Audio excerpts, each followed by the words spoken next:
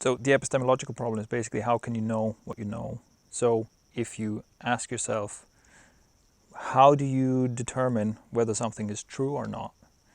Then you probably have some idea that feels fairly solid, where you maybe say something like, well, if there's, a legitimate source based on a scientific study, and if the study is rigorous enough, then that's true. But then how can you know?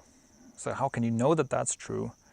And it's one of those things that you can pursue that problem, you can pursue that question continuously, because how can you know that that study was actually done, that it was actually done the way it was described? How can you know, without like doing all the math again yourself, that the results actually imply what they are said to imply? And so just because it has a source, that's clearly not enough. Even if you read the source material yourself, how can you know that that's true?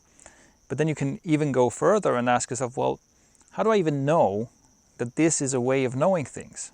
Really, what all I'm experiencing is I'm seeing a bunch of squiggles on a paper, and that because I learned how to read and I learned a language that translates into some kind of sense. But what's really happening inside my brain that leads to the feeling that this is true because there's a source, and this is not true because there's not a source.